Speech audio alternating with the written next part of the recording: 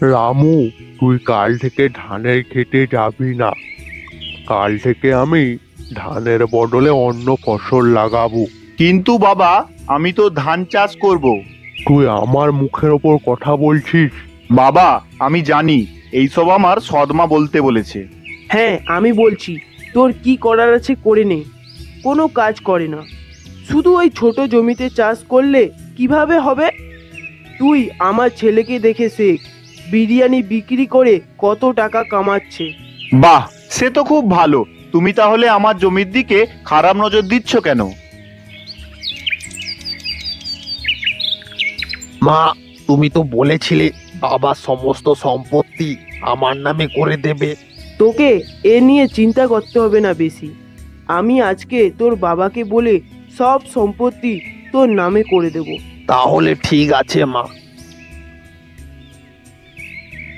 কি গো, তুমি দেখছি এখন সব কথা ভুলে যাচ্ছ। কেন? কি হয়েছে আবার? আমি আবার কি ভুলে গেলাম?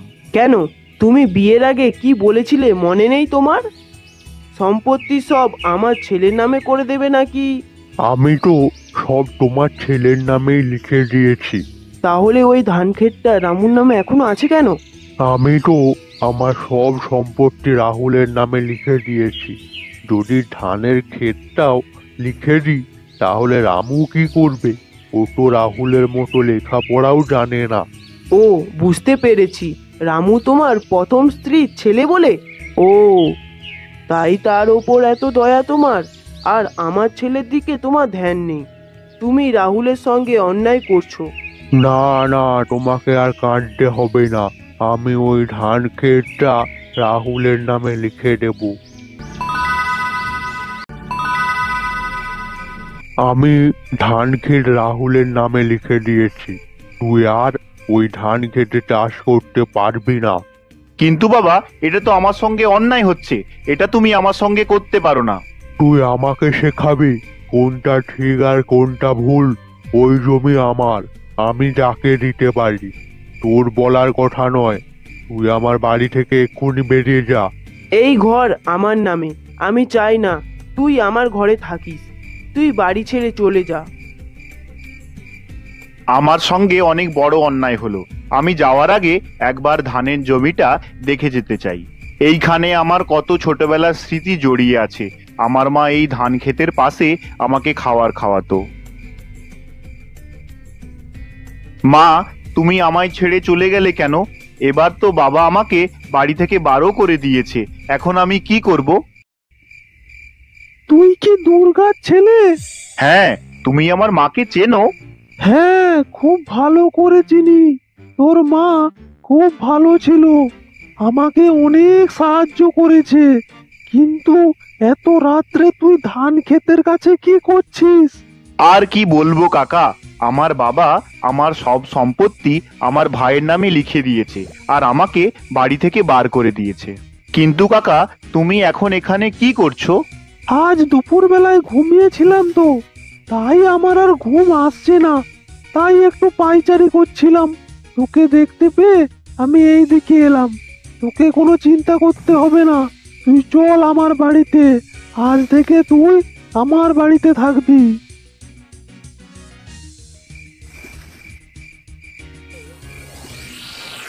কাকা, আমি সকাল থেকে কিছু খাইনি। তোমার কাছে কিছু খাবার আছে? তুই চিন্তা করছিস কেন? তুই কি খাবি বল? না, তোমাকে এত রাতে আর রান্না করতে হবে না। তোমার কাছে যা আছে তুমি আমাকে দাও, আমি সেটাই খাবো। আরে রামু, আমি রান্না করব কেন? আমার কাছে একটা জাদু হাঁড়ি আছে। সেই হাঁড়িকে যা চাইবি তাই পাবি। তুই শুধু বল কি খাবি। আমাকে ভাত আর ডাল দিলেই হবে। ঠিক আছে, তোর যেমন ইচ্ছা। জাদু হাঁড়ি, জাদু হাঁড়ি, আমায় ভাত ও ডাল দাও তো।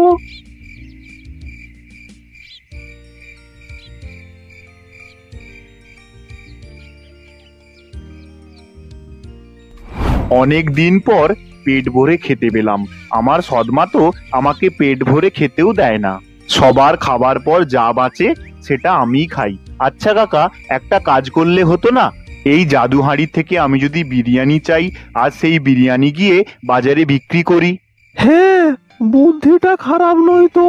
তুই তাহলে কাল থেকে বিরিয়ানি দোকান খুলিস।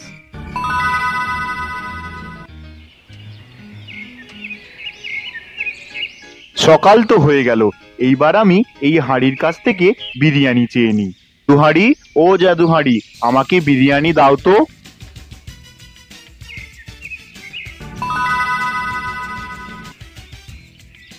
এইবার আমি এইগুলো বাজারে গিয়ে বিক্রি করব। বিরিয়ানি নিয়ে যাও, বিরিয়ানি। আমি তো ভেবেছিলাম তোর আর মুখ দেখবো না, আর তুই কিনা আমার দোকানের সামনে বিরিয়ানি দোকান করেছিস। আরে মূর্খ, তুই জানিস কিরকম বিরিয়ানি তৈরি করতে হয়?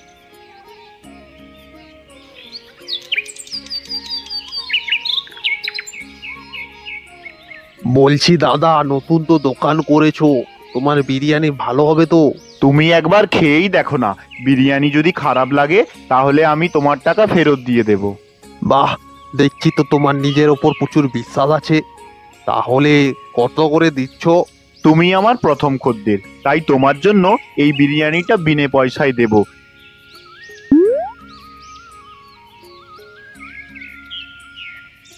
বাহ, তোমার বিরিয়ানি খেয়ে তো পুরো মজা এসে গেল।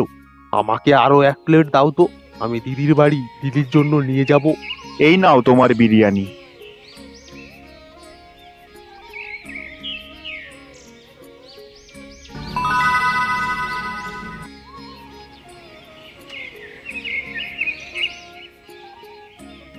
দাদা, আমাকে 1 প্লেট বিরিয়ানি দাও তো। তোমাকে তো এই গ্রামে প্রথম দেখছি। আমি পাশের গ্রামে থাকি। একজন তার দিদির জন্য বিরিয়ানি নিয়ে গিয়েছিল। তোমার বিরিয়ানির যা সুগন্ধ, তাই সকাল সকাল খেতে চলে এলাম। সে তো ভালো কথা, তা বলো কত প্লেট নেবে? আমাকে 2 প্লেট দাও তো, বাড়ির জন্য নিয়ে যাব। হ্যাঁ অবশ্যই, এই নাও। এই নাও তোমার বিরিয়ানির টাকা।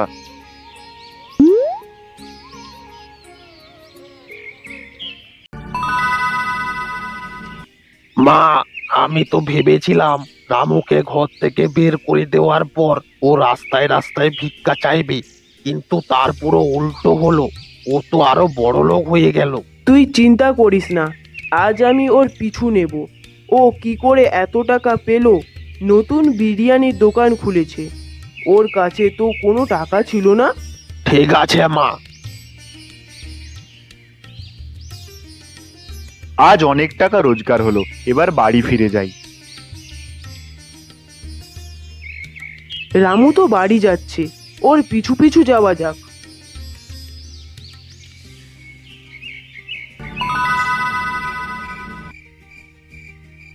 জাদুহাড়ি, ও জাদুহাড়ি, আমায় ভাত আর ডাল দাও তো।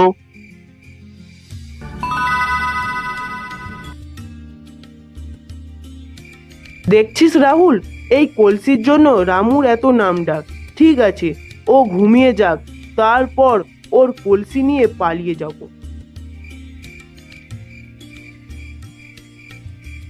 এবার তুই গিয়ে ওই কলসিটা নিয়ে নে।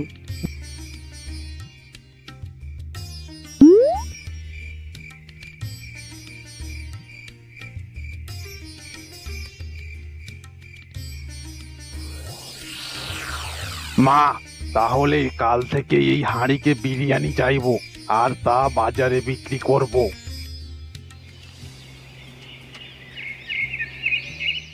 সকাল তো হয়ে গেল, এইবার এই হাঁড়ি থেকে বিরিয়ানি চেয়ে নি। জাদু হাঁড়ি, জাদু হাঁড়ি, আমায় বিরিয়ানি দাও তো।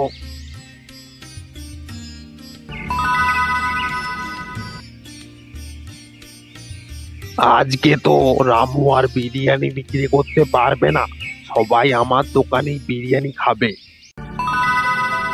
কাকা, তুমি কি জাদুহাড়ি অন্য কোথাও রেখেছো? আমি তো দেখতে পাচ্ছি না। না, নিশ্চয় হাঁড়িটা কেউ চুরি করে নিয়েছে। কিন্তু তোকে কোনো চিন্তা করতে হবে না, যে নিয়ে গেছে সে নিশ্চয় বিপদে পড়বে। বিরিয়ানি নিয়ে যাও, বিরিয়ানি, গরম গরম বিরিয়ানি নিয়ে যাও, নিয়ে যাও। আমাকে বিরিয়ানি দাও তো। এই নাও তোমার বিরিয়ানি।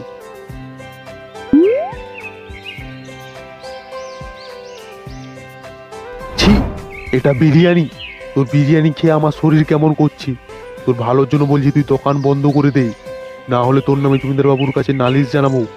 তুই লোককে বাজে বিরিয়ানি খাইয়ে অসুস্থ করছিস। ঠিক আছে, আমি আমার দোকান বন্ধ করে দিলাম। আমি গিয়ে রামুকে তার কলসি দিয়ে আসি।